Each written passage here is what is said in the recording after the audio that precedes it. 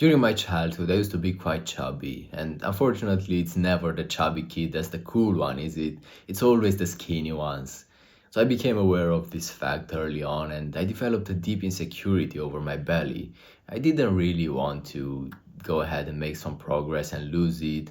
I love chocolate way too much, but I would just try to cope with it all the time and find ways to mask the fact that my belly was popping through my t-shirt, as if that was the only thing giving it away.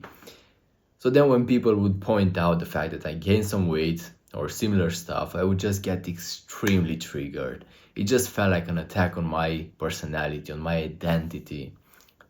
But was it really an attack? Like, really, if a friend of yours points out the fact that you gained some weight, is that an attack? No, it's probably just an objective fact. All you have to do is take a look in the mirror and you will just realize that, yeah, I gained some weight, I have a bit of a belly. So then why did it feel like an attack?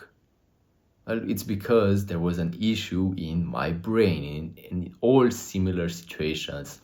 The issue is never your friend. The issue is never your flaws or your character or your body. It's all your brain. Because you see, we all live with this poisonous voice in our minds that doesn't want the best for us. This voice tries to sabotage us all the time. And the reason for that is because it wants kind of the best for us. It's just a primal voice. It's our lizard brain, the part that just cares about survival. And it does these weird things, turning neutral talks into attacks, and it wants us to get 100% validation all the time and 0% rejection. So if there is a bit of rejection, it gets triggered instantly because something's not right. And as I said, it kind of wants the best for us, but doing so, we end up suffering a lot because of it. So we have to learn how to manage it. Now, you might think that the way out of this is to employ your logical brain and to assess situations objectively, logically, rationally, in a way that is the case, that is true. But for example, in my situation, what used to happen was, let's say someone pointed out the fact that I gained some weight, my emotional brain, my lizard brain got triggered because it's way faster due to evolution. And it would just be like, they noticed, we are in danger, we have to get out of this. And then my logical brain would come and assess the situation as well, and it would be like, oh, well, yeah, my belly is popping indeed. You're right, lizard brain. Let's collaborate and keep this guy miserable and ruin his experience. And instead of my logical brain turning the situation to something more positive and trying to manage my emotional brain, they would just collaborate into keeping me stuck. And that's what happens in most situations. So then what's the way out of this?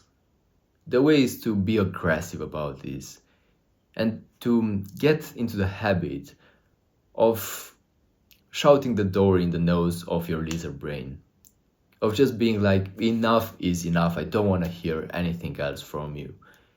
Now, that's a mindset that you want to take with you for the rest of your life, because there will be lots of situations where you don't have to obey that voice. Like, everyone talks about acceptance, you have to accept everything about yourself and about the world and live in harmony. But truthfully, you can't live in complete harmony with yourself all the time, because there is this primal voice that's trying to sabotage us. And the only way to manage it properly sometimes is to just be aggressive about this and be like, no, I don't want to obey you anymore, because it makes no sense. It doesn't help me whatsoever. So you will just ruin me. Like, if I were to obey this voice, I would end up being a monkey, indulging in pleasure all the time and doing nothing with my life. Do I want to get to that point? Absolutely not. So I have to do something about this. So the actual thing you have to do is to literally try to go against your triggers, to take the courage to go against your triggers. And it's gonna be unpleasant, you will still get triggered, yes, but at least for the beginning, that's the only way to do it. Now, triggers are not necessarily something bad. Everyone sees them as being something bad, something we want to avoid. But truthfully, triggers have so much value. Triggers point to us, our flaws, the untreated, unhealed wounds from our past. Triggers point to us the areas, subjects, domain of life where we could still make progress and become more, get in touch to our authenticity even more. Because if you are triggered by something, it means you are insecure and you are not authentic in that something, in that domain of life. So what we can do is, instead of just coping, we can take some value from the triggers and dive right in and try to make progress, try to heal ourselves, to let go of the trauma, of the emotional baggage we carry with us, because it's useless. Maybe it was useful in the past, where maybe as a child everything was more dangerous, there were more bullies, but there is no point in holding on to that anymore. And talking about bullies, don't you think that your mind is actually the biggest bully you've ever encountered? We all have a negative opinion about bullies. We don't like them, we don't respect them, yet our minds are bullying us more than anyone compounded ever will. There is no amount of coping that will ever convince our brains of something that's not real. Like, for example, if your subconscious believes that you're a loser, that you are a shy person, and that's the only reality it sees, then there is no point in going in front of the mirror and hyping yourself up that, oh, I'm confident, I'm a winner. You can maybe trick it on the short term, but on the long run, it does nothing. There is no tricking your subconscious mind. There is no tricking your lizard brain. But what I want to do is to make a bit of a shift in perspective here.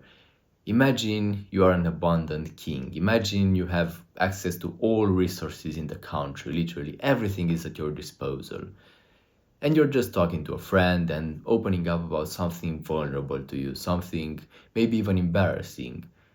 Maybe you like watching shows of, I don't know, grandma's fashion or something like that.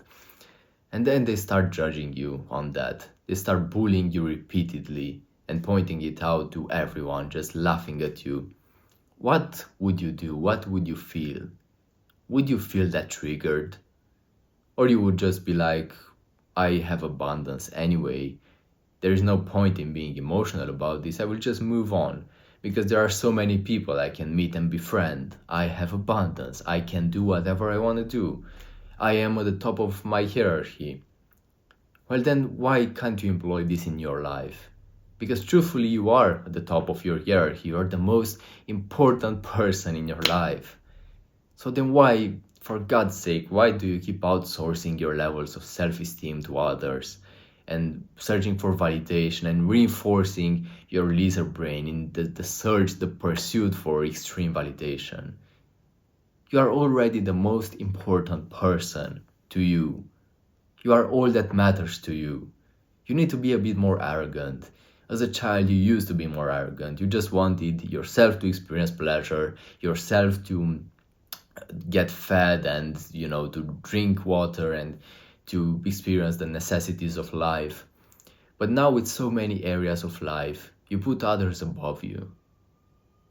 That's not the right approach. You need to be more arrogant. It's not a mentality to take on for the rest of your life, because you might just get to the point where you are too arrogant. But if you are currently shy and insecure, you need to be more arrogant. That's the perfect medicine for you. And ultimately, you will get to the point where you tap into that core confidence and you can just feel the abundance of your life. Because truthfully, you can do whatever you want to do right now. No one's stopping you from literally doing anything. You have full control over yourself. The only thing you have to do is to acknowledge and realize that. And then you're free.